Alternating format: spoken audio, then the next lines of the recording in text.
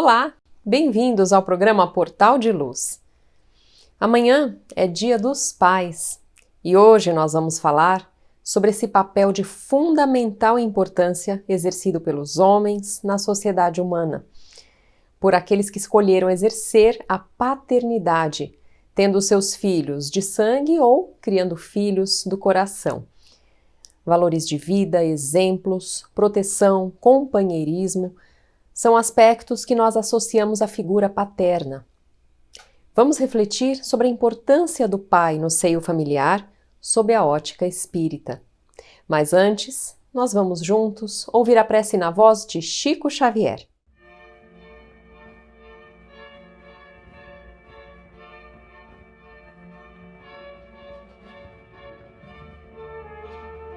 Senhor, não lastimamos tanto contemplar no caminho a penúria sem nome, porque sabemos que socorrerás os famintos de pão e os sedentos de paz. Dói encontrar na vida os que fazem a fome. Ante aqueles que choram, não lamentamos tanto, já que estendes o braço aos que gemem de angústia e de cansaço. Deploramos achar nas multidões do mundo os que abrem na terra as comportas do pranto. Não lastimamos tanto os que se esfalfam carregando a aflição de férrea cruz. De vez que nós sabemos quanto assistes os humildes e os tristes, lastimamos os cérebros que brilham e sonegam a luz. Não deploramos tanto os que suportam sarcasmo e solidão na carência de amor. Porquanto tens as mãos hora por hora no consolo e no apoio a todo ser que chora, lamentamos fitar os amigos felizes que alimentam a dor. É por isso, Jesus, que nós te suplicamos, não nos deixe seguir o passo em vão, que o prazer do conforto não nos vença, livra-nos de tombar no pó da indiferença, ainda que a aprovação nos seja amparo e guia, toma e guarda em serviço nosso coração.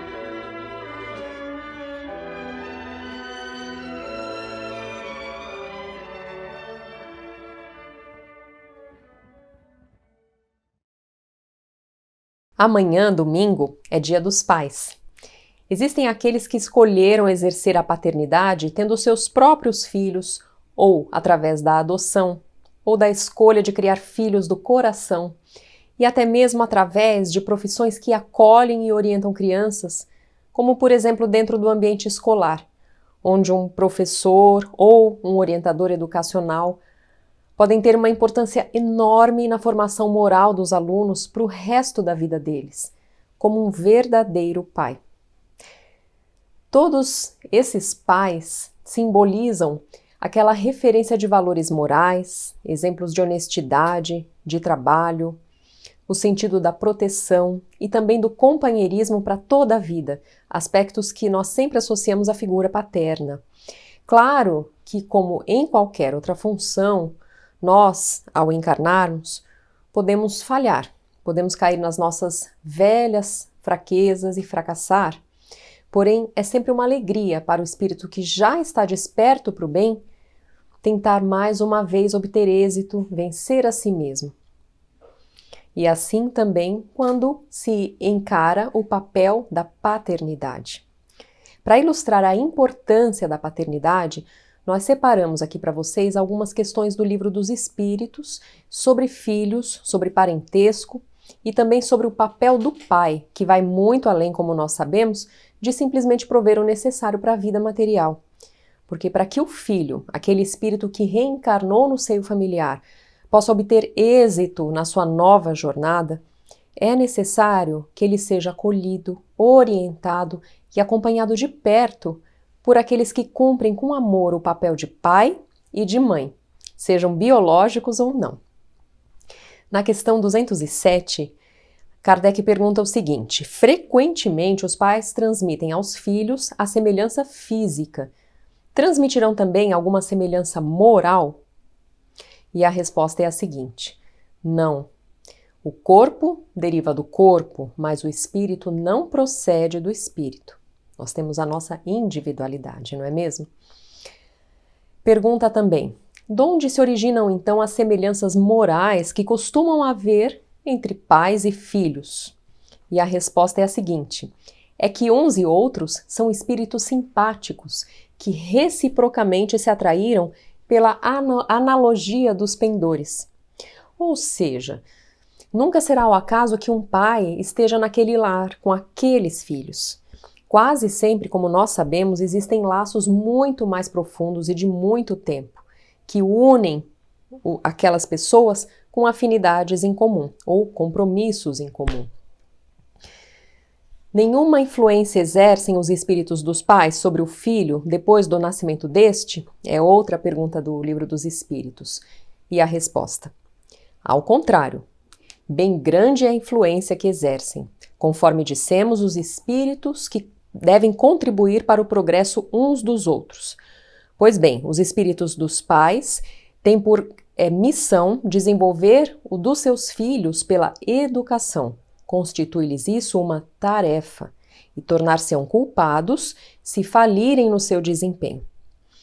E por fim, uma última questão que gostaríamos de falar, a 582, que fala especificamente do papel da paternidade.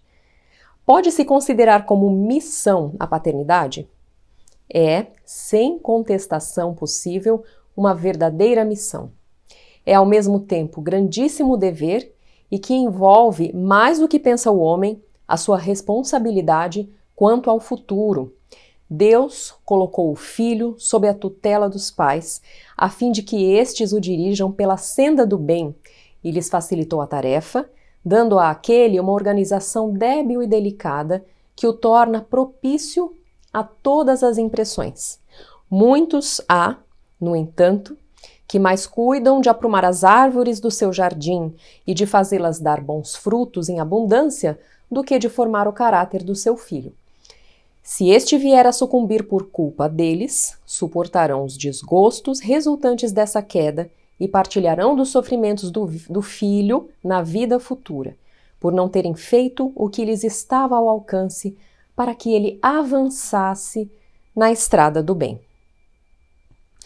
Muito bem, e em falando desse amor que une os pais com os seus filhos, nós gostaríamos de comentar um filme que foi lançado recentemente, O Milagre na Cela 7, um filme turco de 2019, que se tornou um sucesso mundial na Netflix. Não é um filme espírita, nem espiritualista, mas traz uma mensagem muito bonita sobre o amor puro entre um pai e uma filha. Memo, que é o personagem principal, é um pastor de ovelhas muito humilde, que tem uma deficiência mental, então ele não consegue se expressar verbalmente muito bem, com dificuldade. Ele vive com a sua filha pequena e a avó numa vila na costa turca do Mar Egeu. Ele é muito carinhoso com as duas, os três são muito unidos. Ele trata dessa filha, apesar das suas limitações, com toda a dedicação. Mas um dia a vida dele vem abaixo, quando uma menina, que era filha de um comandante do exército, morre. E Memo, infelizmente, é acusado de assassinato e condenado à morte. Imaginem o sofrimento da filha dele ao saber da prisão do pai doente mental. Vale muito a pena assistir o filme para conferir o desenrolar dessa história cheia de emoção, com lições muito bonitas e positivas sobre o amor e a amizade. O filme serve como uma amostra da cultura turca, as cores, a língua, as paisagens lindas, mas, ao mesmo tempo, segue uma estrutura narrativa universal.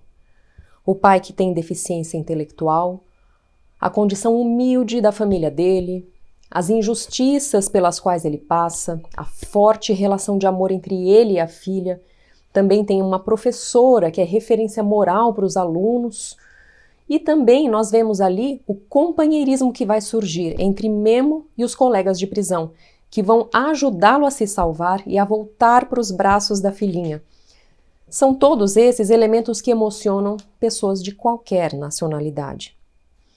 A avó, no comecinho do filme, quando a netinha chega um dia em casa triste porque os colegas na escola haviam tirado sarro do jeito diferente do pai que ela tanto amava, diz, para consolar a netinha, que o pai não era louco.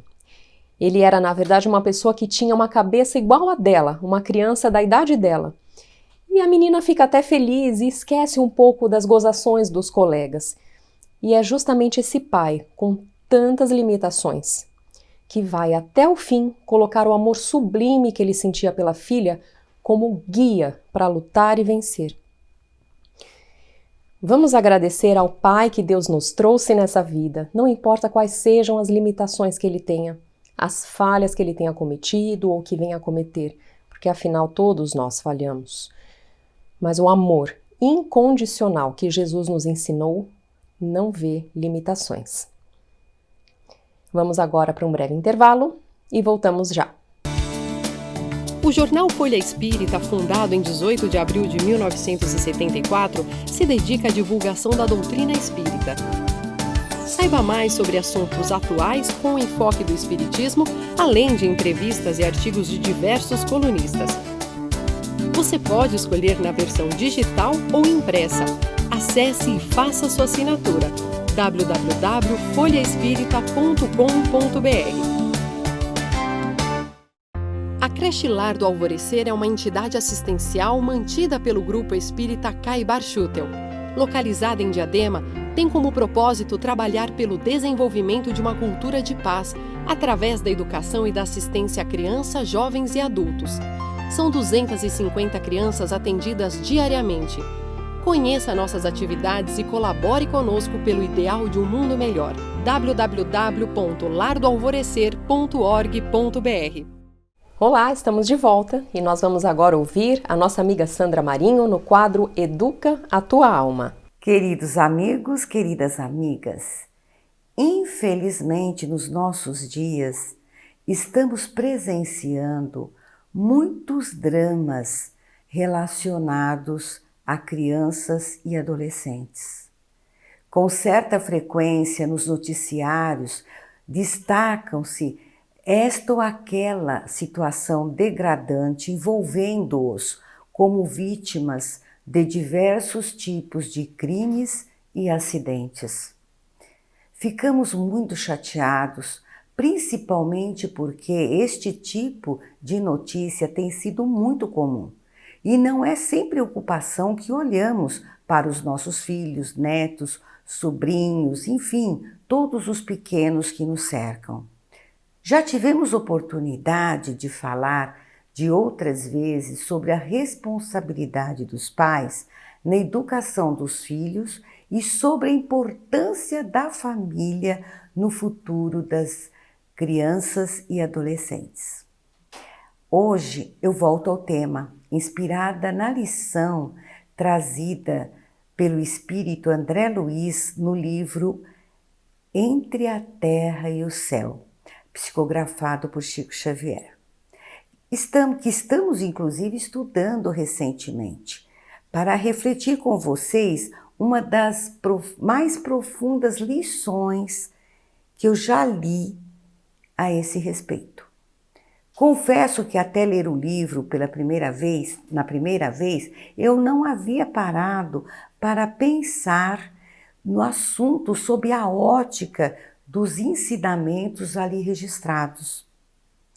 Eu acho que muitos de vocês já se perguntaram para onde vão as crianças após o desencarne. O que acontece com os meninos e meninas que deixam a Terra tão cedo? Outra questão é, se somos espíritos que atravessamos séculos de encarnação em encarnação e a criança, sendo um espírito experiente, o seu perispírito, que é o corpo sutil que reveste o espírito, como ele estaria ao desencarnar? Ele deixaria seu corpo infantil e automaticamente assumiria a forma de um adulto? Essas questões são muito bem explicadas no livro Entre a Terra e o Céu, que relata as experiências vivenciadas por André Luiz no mundo espiritual sob a orientação do ministro Clarencio, em assistência a irmãos e irmãs encarnados, unidos por intrincados compromissos assumidos em encarnação anterior. O caso em questão se passa durante uma visita de André e seu companheiro Hilário, que também foi médico quando encarnado, acompanhados pelo espírito, pelo ministro de Nosso Lar, uma importante colônia espiritual, como bem sabemos. Eles estavam visitando uma instituição no plano espiritual especialmente dedicada a atender crianças desencarnadas. Muitas crianças lá estavam internadas e as que estavam em melhores condições psicológicas participavam alegremente de diversas atividades educativas e lúdicas, com a finalidade de prepará-las para prosseguirem na programação evolutiva própria de cada uma. Mas havia uma ala neste local especial, dedicada a crianças que mereciam cuidados especiais, pois traziam grandes transtornos físicos e psicológicos devido a compromissos que assumiram encarnações anteriores e agravados pela interrupção abrupta da sua última vida aqui na Terra. André e Hilário se encontravam em visita a um dos protagonistas do drama contado pelo livro, um garotinho de 5 anos que havia desencarnado afogado no mar por descuido intencional da madrasta e apresentava doloroso quadro de desequilíbrio físico e mental. Pretenderá, então eles perguntaram a Blandina, que era uma das assistentes daquele local, pretenderá a irmã dizer que uma criança pode desencarnar fora do dia dedicado à sua libertação? Ou seja, antes do tempo determinado pela providência divina? Ao que o ministro Clarencio respondeu antecipadamente que, sem dúvida, isto acontece e que, em numerosas circunstâncias, a negligência e a irreflexão dos pais são responsáveis pelo fracasso dos filhinhos que terminam abandonando o corpo antes do tempo. A assistente Dona Blandina completou a resposta do mentor e explicou que muitas irmãs acabam envenenando o próprio leite materno, comprometendo a estabilidade orgânica dos recém-nascidos por nutrirem pensamentos negativos. Que casais em rixas incessantes projetam raios magnéticos de natureza mortal sobre os filhinhos tenros, arruinando-lhes a saúde, e também mulheres invigilantes que confiam o lar a pessoas ainda animalizadas e sem escrúpulos, que para se verem livres do trabalho não hesitam em ministrar calmantes e hipnóticos aos entezinhos frágeis. Ao invés de se dedicarem ao amparo e dedicarem carinho para aqueles que necessitam. A senhora ainda, no caso, revela que mesmo a intervenção dos espíritos benevolentes no socorro dessas crianças, vítimas de seus responsáveis, nem sempre conseguem evitar o pior e as crianças acabam desencarnando prematuramente. Eu confesso, gente, que fiquei perplexa diante dessas revelações e da extensão da responsabilidade paterna e materna que se atribui aos genitores. Pensemos nisto e busquemos cooperar com o nosso exemplo e com a nossa intervenção amorosa, sempre que necessário. Eduquemos os nossos filhos e filhas para serem pais e mães realmente responsáveis. Nada mais triste que algumas linhas filosóficas que incentivam o egoísmo exacerbado e principalmente da mulher, relegando a importância da função de mãe. Da mesma forma, muito preocupante também, a apologia do sucesso profissional do homem e da mesma forma, muito preocupante essa ascensão, essa preocupação, essa valorização, né, da ascensão profissional, tanto do homem quanto da mulher, né, em detrimento à importância destes para a saúde e manutenção da vida dos filhinhos. Imaginem quantas crianças, gente, morrem todos os dias, vítimas da negligência de seus pais. Pensemos nisto. Até o próximo programa.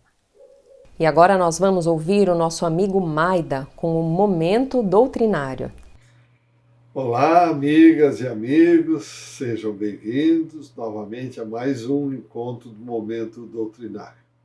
Hoje vamos juntos refletir sobre os ensinamentos contidos no livro Caminho Espírita, lição 42, Psicografia de Chico Xavier, onde o espírito Albino Teixeira recomenda-nos como proceder para que consigamos adquirir e perceber a importância dos créditos espirituais.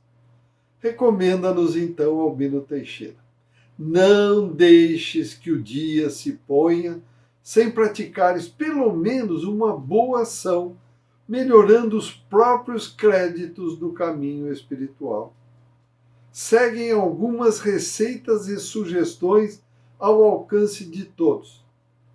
Doar um prato de alimento a quem sofre em penúria, entregar uma peça de roupa aos que gemem no frio, improvisar o conforto de uma criança menos feliz, promover ainda que migalha de assistência a benefício dessa ou daquela mãe desditosa, oferecer um livro nobilitante, escrever uma página de esperança e alegria aos amigos ausentes, conter a irritação, evitar a palavra inconveniente, escutar com paciência e bondade a conversação inoportuna no equilíbrio de quem ouve, sem elogiar a invigilância e sem condenar a inabilidade dos que falam